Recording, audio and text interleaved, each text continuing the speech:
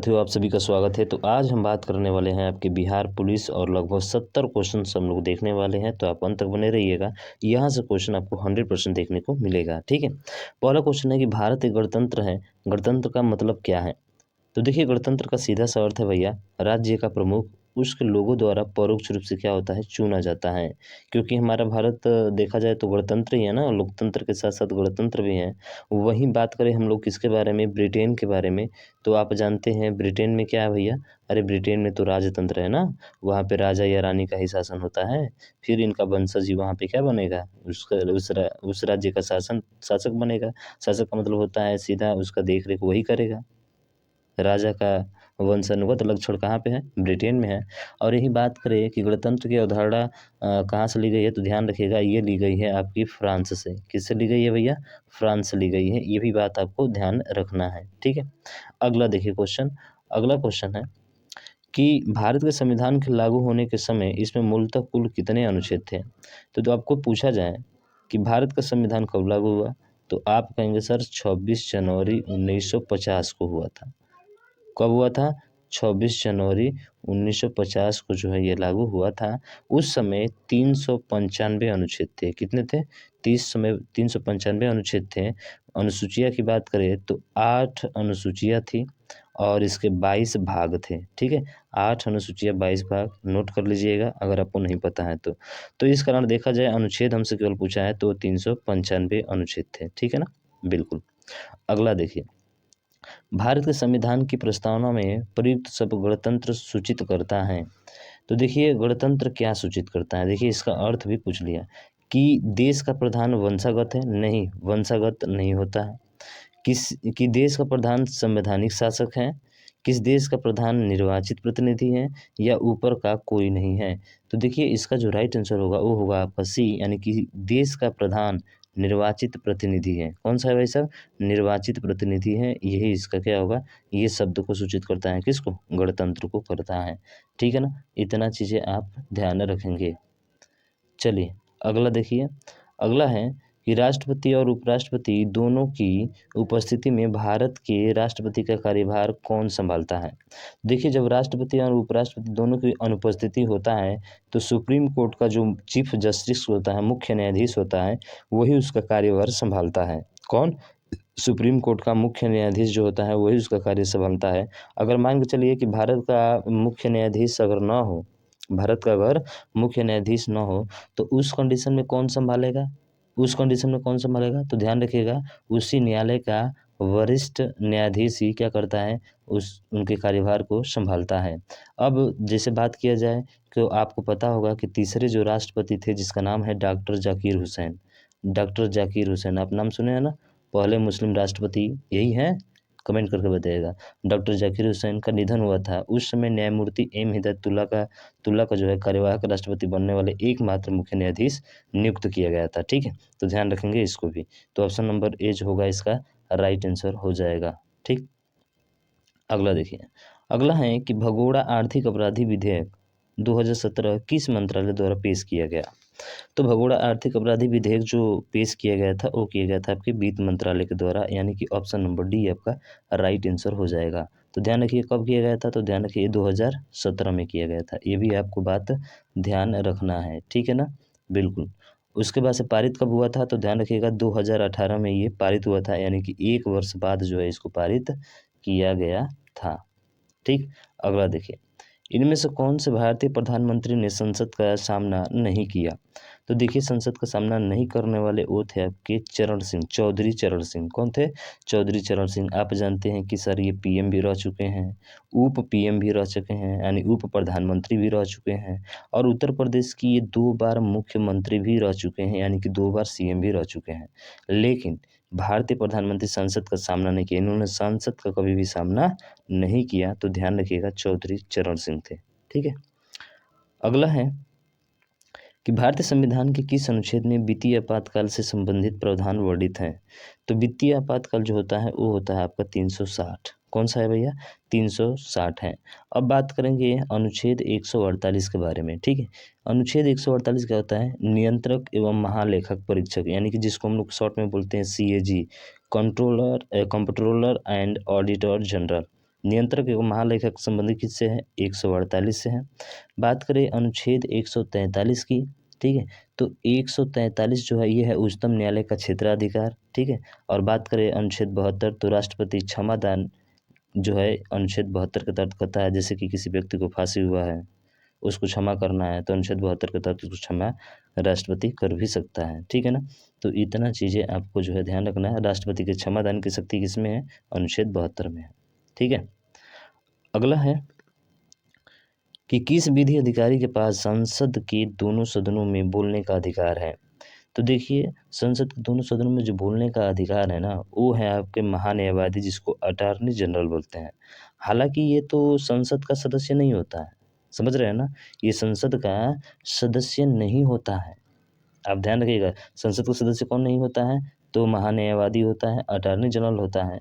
और आपको पता है कि 76 के तहत भारत के प्रधानमंत्री की नियुक्ति भारत के राष्ट्रपति द्वारा की जाती है। किसके द्वारा?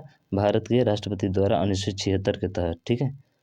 ध्यान रखिएगा, अनुच्छेद 76 के तहत भारत के जो है बात करें तो नियुक्ति भारत के राष्ट्रपति द्वारा की जाती है। महान्यायवादी की किसकी? इसकी नियुक्ति जो है किसके तहत?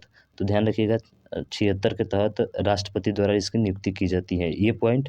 दूसरा, ये संसद का सदस्य नहीं होता है।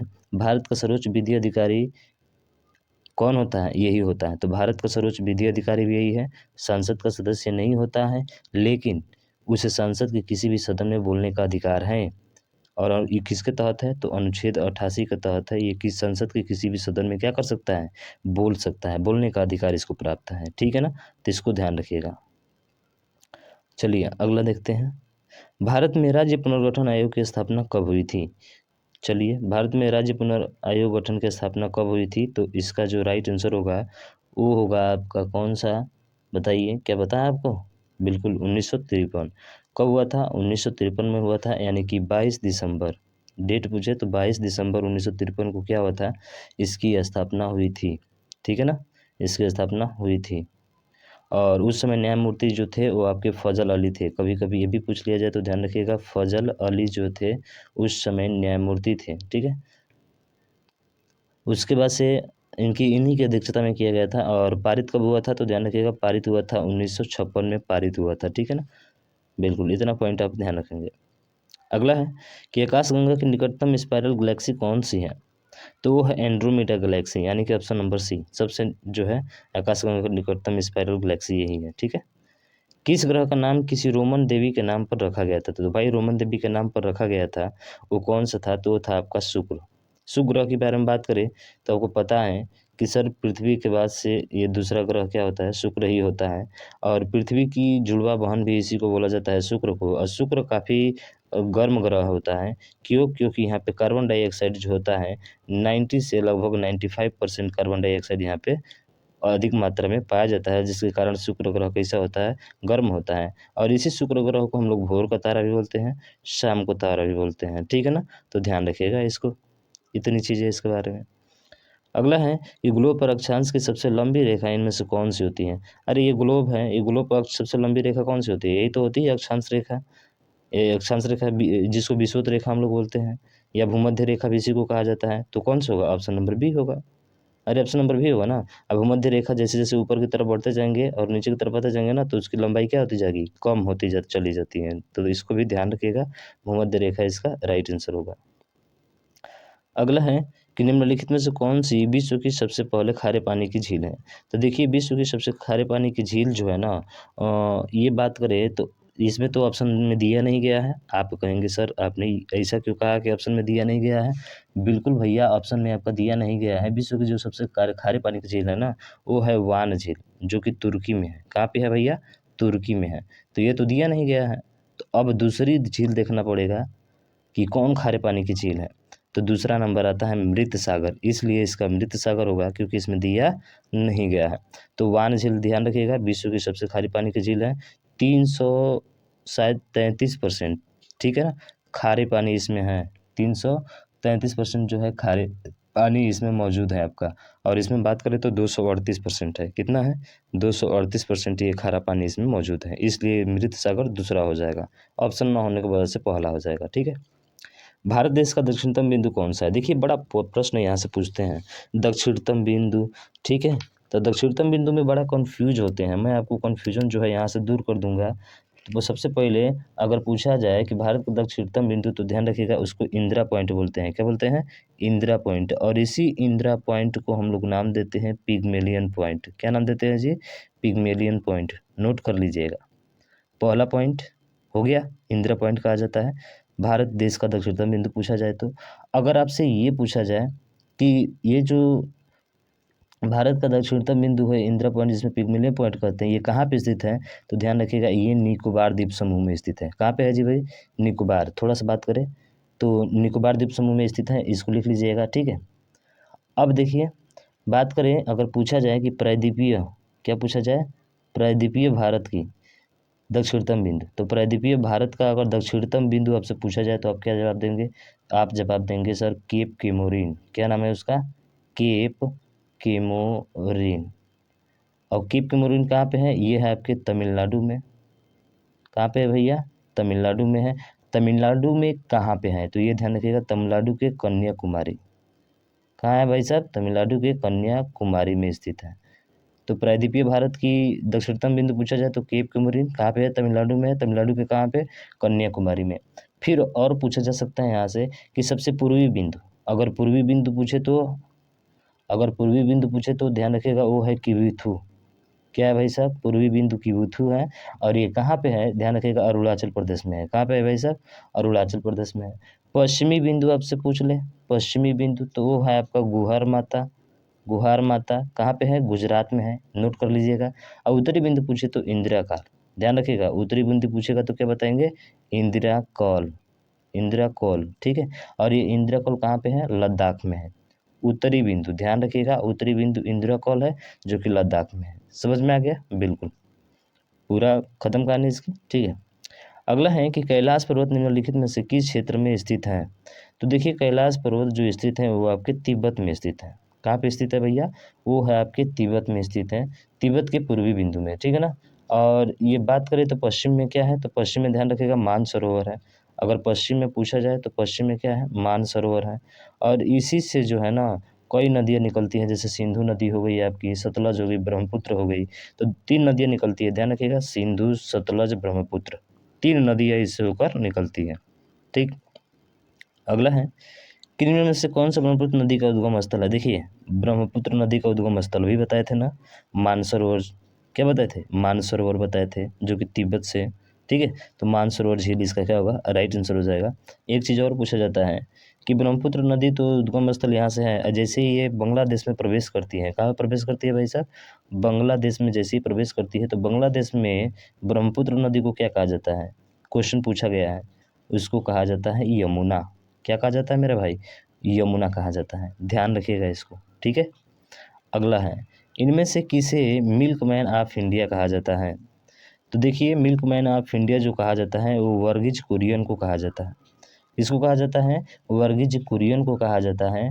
और यहीं पे बात करें तो वर्गीज कुरियन का जन्म पूछ दिया जाए तो ध्यान रखिएगा इनका जन्म हुआ था 26 नवंबर 1921 को। 26 नवंबर 1921 को इनका क्या हुआ था? जन्म हुआ था। और एक चीज़ और बात करें तो कहाँ पे? तो कोझिकोड केरल में हुआ था। ध्यान रखिएगा कहाँ पे हुआ था भैया? केरल में हुआ था। उसके बाद से और श्वेत क्रांति का जनक, ध्यान रखिएगा इन्हीं को हम लोग क्या बोलते हैं? श्वेत क्रांति का जनक भी कहते हैं, इसको भी नोट कर लेना है। और मिल्क मैन ऑफ इंडिया कहा ही जाता है, ठीक है। चलिए अगला देखिए, राष्ट्रीय राजमार्ग 48 NH 48 का विस्तार है। तो देखिए ये जो विस्तार है वो आपके दिल्ली से चेन्नई तक है, यानी कि ऑप्शन नंबर ए इसका राइट आंसर हो जाएगा, ठीक है ना। तो देखिए ये भारत के 7 राज्यों से होकर गुजरता है। कितने राज्यों से? भारत के 7 राज्यों से। ये भी पूछा गया क्वेश्चन है, ध्यान रखेंगे इसको, ठीक है ना। हाँ तो ध्यान रखिएगा ये कहाँ से? तो सर ये भारत के 7 राज्यों से होकर गुजरता है, जिसकी लंबाई अगर पूछ लिया जाए तो 2807 होती है। अगर इसकी लंबाई पूछ ले तो 2807 मीटर होती है, ठीक है। इतनी इसकी लंबाई है। चलिए अगला देखिए, अगला है कि बोधिसत्व की अवधारणा इनमें से किससे संबंधित है? तो बोधिसत्व माने बौद्ध धर्म, जिसको हाँ बौद्ध धर्म 2 भागों में बटा था, हीनयान और महायान, ठीक है ना। जैन धर्म बटा था कि बौद्ध धर्म बटा था? बताइए। हिंद और महायान में बटा था ना, तो कौन सा धर्म बटा था? बौद्ध धर्म। बिल्कुल बौद्ध धर्म बटा था, लेकिन बोधिसत्व किसका मतलब है? तो ध्यान रखिएगा, ये महायान बौद्ध धर्म का है। किसका है? महायान बौद्ध धर्म का है, यानी option number D right answer हो जाएगा। ठीक है, तो इसको आपको ध्यान रखना है। अगला क्वेश्चन देखिए, किस राजा की कहानी मुद्रा राक्षस नाटक का विषय है? तो देखिए, मुद्रा राक्षस नाटक का जो विषय है ना, वो आपके चंद्रगुप्त के बारे में है। किसके बारे में? चंद्रगुप्त के बारे में। और मुद्रा राक्षस नाटक का किसने किया था? तो विशाख दत्त। कौन थे भाई साहब? विशाख दत्त थे। और इसी विशाख दत्त ने चंद्रगुप्त मौर्य को क्या बताया है? अगर इसके जाति की बात करें तो इसको इन्होंने बताया है ब्रिसल। क्या बताया है? इन्होंने जो है ब्रिसल तथा कुलहीन कहा गया है। क्या कहा गया है इसे? कुलहीन कहा गया है। किसमें? तो मुद्रा राक्षस जो विशाख दत्त की रचना है उसमें कहा गया है। ठीक है, चंद्रगुप्त मौर्य को। राजतरंगिणी, इसको जानते हैं, कल्हड़ है। राजतरंगी के लेखक कौन है? तो राजतरंगी के है जो आपके कल्हड़ हैं। अब कल्हड़, ध्यान रखिएगा, ये 12वीं शताब्दी में जो है इसको लाया गया था। कब? 12वीं शताब्दी में। और उसके बाद से ध्यान रखिएगा, इसको जो है बात करें तो राजवंशों की जो सूची दी गई थी वो इसके प्रथम 3 तरंग में दी गई थी। ऐसे तरंग की बात करें तो कितने तरंग हैं? 8 तरंग है। पूछा जाता है कि 8 तरंग है, और प्रथम 3 तरंग जो होता है ना, उसमें राजवंशों की सूची दी गई है आपकी। ठीक, अगला अगला देखते हैं। अजंता की गुफाएं कहाँ स्थित है? सभी को पता है भाई, अजंता की गुफाएं एलोरा महाराष्ट्र में है। ठीक है, महाराष्ट्र के एलोरा में है, जो कि विश्व धरोहर स्थल में भी इसको क्या किया गया है? इसको शामिल किया गया है। कब शामिल विश्व धरोहर में किया गया था? यूनेस्को के 1983 में किया गया था, इसलिए महत्वपूर्ण ये हो जाता है। अल बरूनी ने अपनी पुस्तक किताब उल हिंद मीन मकाला किस भाषा में लिखी है? तो इसने अरबी भाषा में लिखी है। किस में लिखी है? अरबी भाषा में लिखी है। इसका बात करें हम लोग तो और किताब है तहकीक हिंद भी इसी की रचना है, अल बरूनी की ही, अरबी भाषा में है। और यह प्रथम मुस्लिम था जिसने संस्कृत सीखा था। ध्यान रखना, ये प्रथम मुस्लिम था जिसने क्या सीखा था भैया?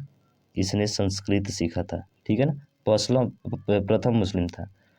उसके बाद से गीता एवं पुराणों का अध्ययन भी इसी ने किया था, और गीता से काफ़ी ये प्रभावित हुआ था। और ये महमूद गजनवी के साथ भारत आया था। ये भी क्वेश्चन पूछा जाता है, किसके साथ भारत आया था? तो महमूद गजनवी के साथ। किसके साथ? महमूद गजनवी के साथ भारत आया था। ठीक है भैया, समझ में आ रहा है ना यार? बहुत अच्छे समझ में आ रहा होगा। शेयर कीजिए इसको फटाफट। ठीक है, कुतुब मीनार जो दुनिया की सबसे ऊंची ईंटों की मीनार है, इसका निर्माण 1193 में दिल्ली सल्तनत के किस संस्थापक के आदेशों के तहत किया गया था? तो आदेशों के तहत किया गया था, ये हमसे इसमें पूछा गया है भैया। तो बताइए इसका राइट आंसर कौन सा होगा? तो देखिए, जो इसका राइट आंसर होगा वो होगा आपका ऑप्शन नंबर बी, यानी कि कुतुब उद दीन ऐबक। ठीक है, कुतुबुद्दीन ऐबक, इसको कुतुबुद्दीन ऐबक बोलते हैं भैया, इसी ने इसका निर्माण किया था। ठीक है ना, बिल्कुल। अगला देखिए, शेरशाह सूरी का मकबरा में स्थित है। तो सूरी का मकबरा जो स्थित है वो आपके सासाराम में स्थित है। कहाँ पे है? सासाराम में स्थित है। तो ध्यान रखिएगा, शेरशाह सूरी का मकबरा जो है सासाराम में स्थित है, सोन नदी के तट पर। ठीक है ना, कहाँ पे? सोन नदी के तट पर। इसकी मृत्यु, ध्यान रखिएगा, कलिंजर के घेरे में के दौरान जो है 1545 ईस्वी में हो गई थी। मृत्यु कब हुई थी? 1545 ईस्वी में। ठीक है ना, 1545 ईस्वी में इसकी क्या हो गई थी? मृत्यु हो गई थी बम विस्फोट से। ठीक है, उसके बाद से बात करें कि अहमद शाह अब्दाली भारत में किस एशियाई देश से आया था? तो अहमद शाह अब्दाली जो आया था वो आया था कहाँ से आपका? तो ध्यान रखिएगा, वो आया था आपका अफगानिस्तान से। कहाँ से आया था भैया? अफगानिस्तान से आया था अहमद शाह अब्दाली। ठीक है ना, इसने जो पहला आक्रमण किया था 1748 में किया था। 1748 में कहाँ पे किया था? पंजाब में किया था, लेकिन वो क्या हो गया? असफल हो गया। क्या हो गया भैया? असफल हो गया। फिर से जो है इन्होंने क्या किया? 1757 में दिल्ली पर जो है आक्रमण किया, और इस समय इसकी क्या हो गई? विजय विजय प्राप्त हुई थी। कब? 1757 में, जब दिल्ली पर इसने आक्रमण किया था। और पानीपत का तृतीय युद्ध भी इसी के समय हुआ था भाई साहब, अहमद शब्द अब्दाली और मराठों के बीच 1764 में। पता है ना, पानीपत का तृतीय युद्ध हुआ था, जिसमें अहमद शब्द अब्दाली की जीत हुई और मराठों की क्या हो गई थी? हार हो गई थी। ठीक है, अकबर द्वारा निर्मित पंचमहल, जिसे हवा महल के नाम से भी जाना जाता है, और ये जानते हैं हवा महल कहाँ पे है? जयपुर में है। अरे बताइए कहाँ पे है? तो ये ध्यान रखिएगा, ये है भैया आपके फतेहपुर सीकरी में है। कहाँ पे है? फतेहपुर सीकरी में है। तो ऑप्शन डी इसका राइट आंसर हो जाएगा। ठीक है। अगला, पुर्तगालियों द्वारा गोवा पर कब्जा कब किया गया था? बहुत बार पूछा जाता है। 1510 ईस्वी में। ठीक है। पुर्तगालियों द्वारा गोवा पर कब्जा कब किया गया था? 1510 ईस्वी में किया गया था। ध्यान रखिएगा। उस समय वायसराय कौन था? अल्फांसो दी अल्बुकर्क था। ठीक है ना। और बीजापुर के सुल्तान आदिल शाह को इसने क्या किया था? हराया था। ठीक है ना। उसके बाद लखनऊ में 1857 के विद्रोह का नेतृत्व किसने किया था? तो 1857 में जो विद्रोह किया था लखनऊ में। ठीक है। तो लखनऊ में विद्रोह करने वाले वो कौन थे? तो वो थे आपके option number B, Begum Hazrat Mahal. अगर बात करें तात्या टोपे की, किसकी बात करें भैया? अगर बात करें तात्या टोपे तो ये कानपुर से थे। कहाँ से थे? कानपुर से। ठीक है ना। तो तात्या टोपे जो कानपुर से थे, बेगम हजरत महल लखनऊ से थी, और कुंवर सिंह आरा बिहार से थे, नाना साहब कानपुर से थे, और रानी लक्ष्मीबाई जो थी वो कहाँ से थी? झांसी से थी। ठीक है ना। तो इतना ध्यान रखेंगे पॉइंट। अगला है कि मुस्लिम लीग की स्थापना किस शहर में हुई थी? तो मुस्लिम लीग की स्थापना बांग्लादेश की राजधानी ढाका में हुई थी। ठीक है ना। बांग्लादेश की राजधानी ढाका में हुई थी। कब हुई थी? तो ध्यान रखिएगा 1906 ईस्वी में हुई थी। कब हुई थी भैया? 1906 ईस्वी में, यानी कि 30 जनवरी 1906 ईस्वी में बांग्लादेश के ढाका में हुई थी। ध्यान रखिएगा। ठीक है।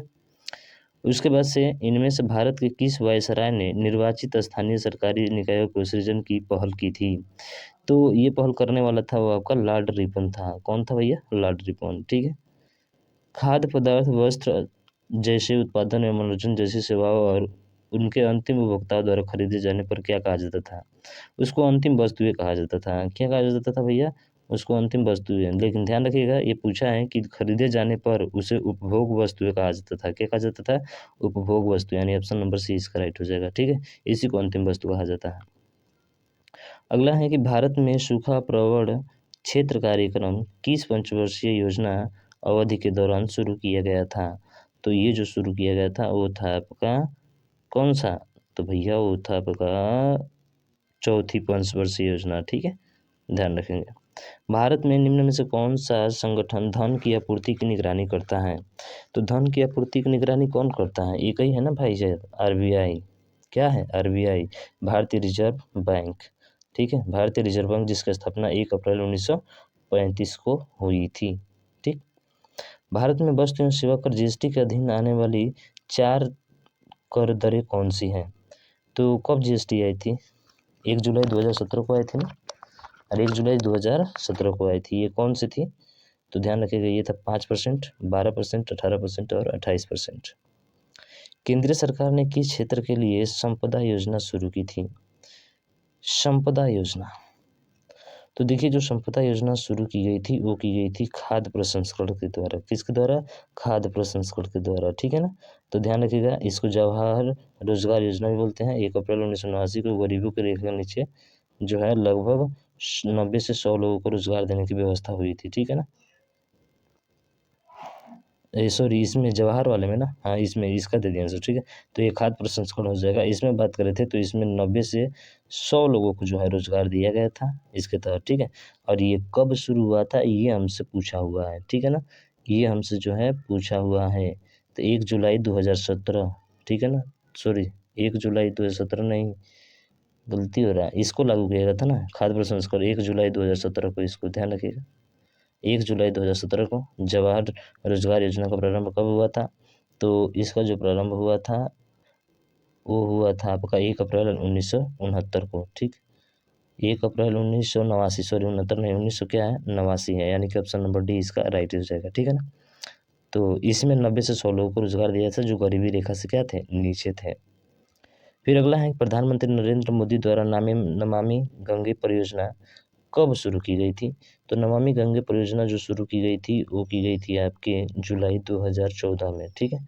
जुलाई 2014 में जो है शुरू की गई थी। ठीक है। बात करें अगले क्वेश्चन की, तो पूर्ण कुंभ मेला कितने वर्षों में एक बार आयोजित किया जाता है? आप सभी को पता है 12 वर्ष में किया जाता है। अर्ध कुंभ जो होता है वो आपके कितने वर्ष में होता है? वो 6 वर्ष में होता है अर्ध कुंभ। लेकिन पूर्ण कुंभ 12 वर्ष में होता है। ये 4 जगह होता है, ये नाम याद रखिएगा, मैं बोल रहा हूँ, लिख लीजिएगा। हरिद्वार, प्रयाग, उज्जैन और नासिक। हरिद्वार, प्रयाग, उज्जैन और नासिक, ये 4 जगह होता है मेला। ठीक है। पूर्ण कुंभ मेला। जो 12 वर्ष के बाद होता है। भारतनाट्यम की उत्पत्ति किस राज्य में होती है? भारतनाट्यम आप सभी को पता होगा क्योंकि ये कई बार एग्जाम में पूछा जाता है भाई साहब। वो है आपका भारतनाट्यम तमिलनाडु। कहाँ का है? भारतनाट्यम तमिलनाडु का है। अगला है, इनमें से किस संगीत वाद्य यंत्र की कीबोर्ड होता है? तो देखिए कीबोर्ड जो होता है वो किस में होता है? हारमोनियम में होता है। यानी कि ऑप्शन नंबर सी इसका राइट आंसर हो जाएगा। ठीक है ना, ध्यान रखेंगे इसको। अगला है कि इनमें से कौन सी पुस्तक डॉक्टर अब्दुल कलाम द्वारा लिखी गई थी? Rebooting India, imaging India, the life tree, untouchable. तो ये जो था वो था आपका द लाइफ ट्री। क्या है? The life tree, wings of the fire, इन्हीं की पुस्तक है भाई साहब। अब्दुल कलाम को किस नाम से जाना जाता है? Missile man of the India के नाम से भी जाना जाता है। ठीक है ना, पढ़िएगा, जीवन परिचय बहुत ही अच्छा लगेगा आपको। अल्फ्रेड नोबेल पुरस्कार की स्थापना करने वाले अल्फ्रेड नोबेल ने किस चीज़ का आविष्कार किया था? तो डायनामाइट का किया गया था। और इसी के नाम पर तो नोबेल पुरस्कार दिया जाता है भाई साहब, विश्व का सर्वोच्च पुरस्कार नोबेल पुरस्कार। समझ रहे हैं ना? बिल्कुल। यूनिसेफ का मुख्यालय कहाँ पे स्थित है? तो यूनिसेफ का मुख्यालय यूनाइटेड नेशन किंगडम जो होता है, जिसको यूनिसेफ बोलते हैं हम लोग, यूनिसेफ का मुख्यालय कहाँ पे स्थित है? क्या इसी को कहा जाता है क्या? यूनाइटेड नेशन किंगडम, यूनिसेफ, बताइए। तो ध्यान रखिए, इसका जो मुख्यालय है, यूनिसेफ का मुख्यालय जो है वो है आपका ऑप्शन नंबर डी, न्यूयॉर्क में। कहाँ पे है भैया? न्यूयॉर्क में। अंतरिक्ष में जाने वाले पहले भारतीय कौन थे? आप सभी को पता होगा, राकेश शर्मा थे। ठीक है, कोई दिक्कत नहीं है इसमें। RAW का अर्थ क्या है? तो देखिए, RAW का अर्थ है research and analysis, research and analysis wing. यानी कि ऑप्शन नंबर बी इसका क्या होगा? राइट आंसर हो जाएगा। ठीक है, तो ध्यान रखेंगे इसको। चलिए अगला देखते हैं। निम्न में से कौन सा कंप्यूटर की सेंट्रल प्रोसेसिंग यूनिट है? यानी CPU बोल रहा है, सेंट्रल प्रोसेस यूनिट होता है। तो इसका जो है वो कौन सा है, ये हमसे पूछ रहा है। तो इसका जो है आपका मेमोरी रजिस्टर है। ठीक है ना, यानी कि ऑप्शन नंबर सी इसका राइट आंसर हो जाएगा। ठीक है, अब देखिए अगला, एक कंप्यूटर स्क्रीन का सबसे छोटा प्रकाशित केंद्र है। देखिए सबसे छोटा जो होता है ना वो पिक्सल होता है। क्या होता है भैया? पिक्सल होता है। ठीक है, इसमें तो कुछ व्याख्या करने वाला है नहीं। अगला देखिए, नेटवर्क में संक्षिप्त संदेश जो एक स्टेशन से दूसरे स्टेशन को भेजा जाता है, क्या कहा जाता है? उसे टोकन कहा जाता है। और एक बार में एक ही संदेश भेजा जा सकता है। ठीक है, उसको टोकन बोलते हैं हम लोग। यानी कि एक स्थान से दूसरे स्थान पर जाना, एक स्थान से दूसरे स्थान पर जाना। ठीक है, किस तरह की फाइल में PNG एक्सटेंशन होता है?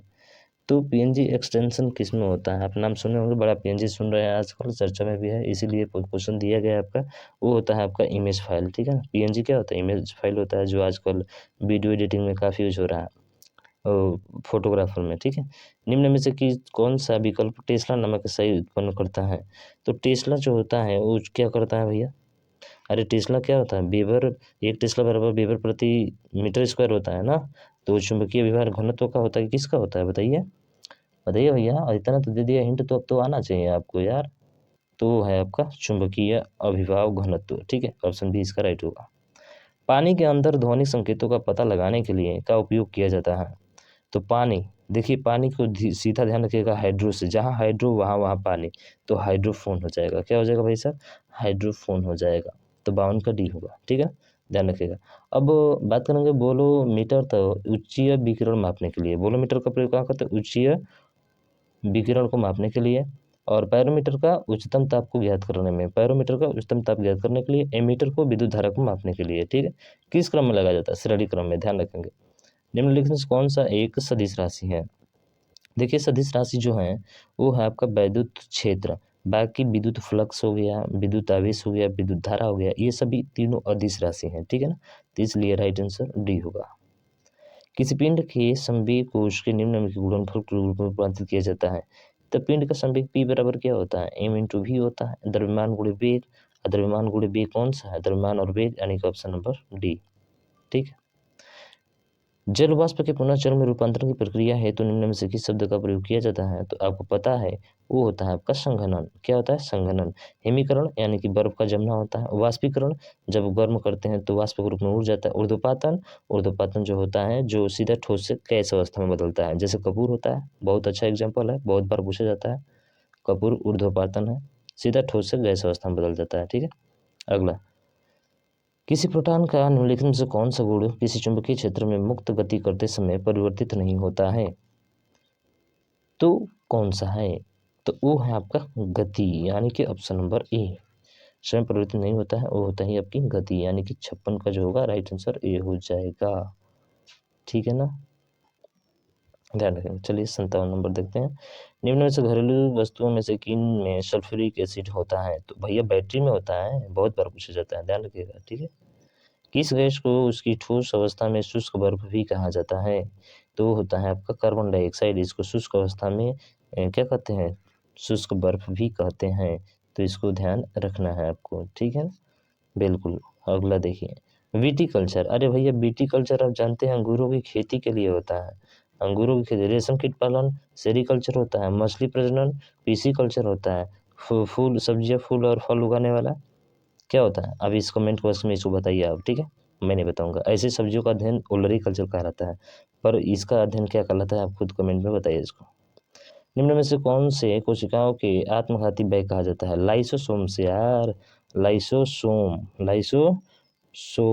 और लाइसोसोम को क्या कहा जाता है? आत्महत्या की थैली कहा जाता है। ठीक, आत्मघाती बैग या थैली कहा जाता है। अगला देखिए, निम्न में से किस वैज्ञानिक ने मटर के पौधों पर काम करते हुए वंशानुक्रम के मौलिक कानून की खोज की थी? तो वो भाई साहब ग्रेन मेंडल थे, यानी कि ऑप्शन नंबर ए जो होगा इसका राइट आंसर हो जाएगा। ठीक है, अगला, किसान का मित्र, अरे केचुआ को कहा जाता है भाई साहब। किसान का मित्र होता है जो खनिज को काफी मुलायम बनाता है, मिट्टी को मुलायम बनाता है, खनिज को नहीं, मिट्टी को। सर्वदाता का ब्लड ग्रुप क्या होता है? अरे सर्वदाता जो सबको देता है भैया, तो वो होता है। और जो सर्वग्राही कौन होता है? तो सर्वग्राही आपका ए बी होता है। ठीक है, तो ध्यान रखिएगा, सर्वदाता कौन सा हो जाएगा आपका? ऑप्शन नंबर डी, यानी कि वो हो जाएगा। ठीक है, चलिए अगला देखिए, शाकाहारी जीव खाद्य श्रृंखला में पोषण स्तर बनाते हैं। तो शाकाहारी जीव खाद्य श्रृंखला में जो पोषण स्तर बनाते हैं वो उनको क्या कहा जाता है? तो भैया उनको कहा जाता है दूसरा, क्या? दूसरा पोषण स्तर कहा जाता है। ठीक है, अगला देखिए, अप्रैल 2023 में सौराष्ट्र तमिल संगम का आयोजन कहाँ पर किया गया था? तो सौराष्ट्र तमिल संगम का जो आयोजन किया गया था वो किया गया था आपकी गुजरात में। कहाँ पे किया गया था? गुजरात में किया गया था। ठीक है ना, चलिए अगला देखते हैं। अप्रैल 2023 में संगठन के समृद्धि किसी ग्रामीण महिला के को पीछे नहीं छोड़ना अभियान किसके द्वारा शुभारंभ किया गया था? तो ये शुभारंभ किया गया था आपकी दीनदयाल अंत्योदय योजना, जिसको राष्ट्रीय ग्रामीण आजीविका मिशन भी कहते हैं हम लोग। उसके बाद अगला है कि अप्रैल 2022 में भारत निर्वाचित आयोग ने किस नए दल को राष्ट्रीय दल का दर्जा प्रदान किया है? तो राष्ट्रीय दल का दर्जा प्रदान करने वाला जो है वो है आपका आम आदमी पार्टी। बहुत बार पूछे जाने वाला क्वेश्चन है, थोड़ा सा ध्यान रखेंगे। ठीक है, अगला है कि अप्रैल 2023 में इंडिया जस्टिस रिपोर्ट 2023 जारी की गई। इस रिपोर्ट में बड़े राज्यों की श्रेणी में शीर्ष स्थान पर किस राज्य ने प्राप्त किया? शीर्ष स्थान कौन सा राज्य प्राप्त किया है? तो देखिए, शीर्ष राजस्थान प्राप्त करने वाला वो आपका ऑप्शन नंबर बी कर्नाटक है, ये पहले नंबर पे है। दूसरे नंबर पे तमिलनाडु है, ठीक है, और तीसरे नंबर पे कौन सा है? तेलंगाना है। ठीक है ना, ये पहला हो गया, ये दूसरा हो गया और ये तीसरा हो गया। अगला, मार्च 2023 में मेघालय राज्य के विधानसभा चुनाव परिणाम जारी किए गए। इस चुनाव में सबसे अधिक सीटें किस दल को प्राप्त हुई? तो मेघालय राज्य में विधानसभा जो चुनाव हुआ था उसके बारे में पूछ रहा है। ठीक है ना, अभी हाल ही का करेंटेड है, अब करेंट अफेयर्स है आपका। ठीक है, तो ध्यान रखिएगा, इसका कौन सा होगा? Option number C, National People's Party, यानी कि ऑप्शन नंबर सी इसका राइट हो जाएगा। मेघालय की बात हो रही थी। ठीक है, और अगला और अंतिम प्रश्न है, मार्च 2023 में त्रिपुरा विधानसभा के चुनाव परिणाम जारी किए गए। इस विधानसभा चुनाव में भारतीय जनता पार्टी ने कितनी सीटों प्राप्त की थी? तो देखिए, जो त्रिपुरा में चुनाव हुआ था उस समय भारतीय जनता पार्टी की बात हो रही है, तो इसने जो प्राप्त किया था वो कुल 32 प्राप्त किए थे। कितने प्राप्त किए थे? 32, यानी कि ऑप्शन नंबर बी इसका राइट हो जाएगा। तो मुझे समझ में आया, आपको तो समझ में आ गया होगा ना भाई साहब, कोई दिक्कत नहीं हो रहा होगा?